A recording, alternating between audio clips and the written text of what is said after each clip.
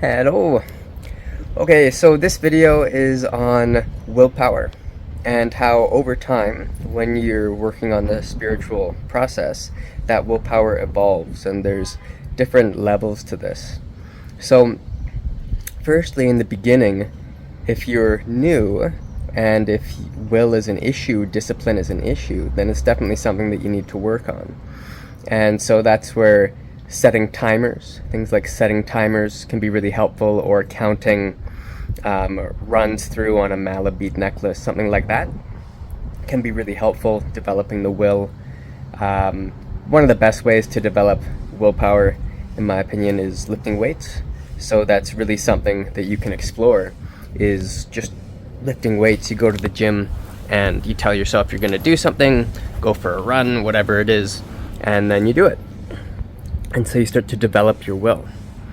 Now, in the beginning, what happens, or what the function of this is you have multiple aspects of yourself, and a lot of those aspects won't want to be doing or engaging in the activity. So essentially, at that stage, willpower is fighting yourself, and you are in contrast with yourself. So you apply will, and one part of you dominates another part. And this is why at this stage willpower can seem so difficult, is because you are literally fighting yourself. Now, as this progresses, instead of looking at the dominating side, you start to look at the aspect of you that doesn't want to do the activity. And what you do is you start to release the part of yourself that is in contrast to the pursuit that the mind is engaging in. So what happens is we release those tensions, we release those parts of ourselves. Let's say it's some type of fatigue. You release the fatigue that's inhibiting you from doing the activity. And when I first did that, I literally doubled the number of sets I could do working out. If you're meditating, you'll feel a part of you wants to stop. Instead of dominating that part, you release that part. Okay, so this is the next stage. And so willpower starts to evolve from something that you're imposing on yourself to something that is neutral, and then over time something that you do out of a love for the activity. It doesn't take any type of willpower. There's no aspect of you that doesn't want to do it.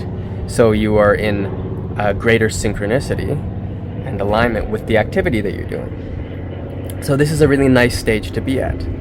Now, it's always good to be able to drop back into that willpower that you had, right?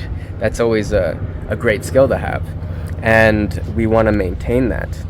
Now, something I've noticed over time is that the will that we apply, even if it's from a releasing place, the will still has a constriction to it. And so what I've noticed is, as my relationship with less dense substances, with light, keeps growing, is that I go through phases where I've released the part of me that was capable of exerting will. Okay? And so there's all these constrictions involved in will. And as you progress with the letting go capacity, with that release function, the aspect for me of myself that was involved in manufacturing and exerting will starts to fade away. And so then I go through a period of time where I can't will myself to do an activity or to train, because that part of me is being relinquished. And it's a peculiar sensation, especially if one of the dominating character traits in your life has been discipline and willpower. So this is a really great stage to be. Now, something has to happen here, and that is that the type of will has to evolve. So like I mentioned earlier, we go from an imposition on ourselves to releasing the part of ourselves that doesn't want to do a thing, to a type of excitement or joy and love of what we're doing. And the type of will has to evolve to be as subtle as the substance that we're working with. Because if the will is more dense than the substance we're working with, that substance dissolves the will. So there's a very interesting sort of ladder effect where the refined nature of, say, light that you're working with increases, and then it'll dissolve your will. So the nature and quality of the will has to raise in vibration. It has to change so that you can still be willful, but from a much more subtle place. And this can require great stillness in the environment, solitude, when you're at a stage where you're marrying a new level of these two skills together. Okay, hope this was helpful, and talk to you soon. Have fun, practice, bye.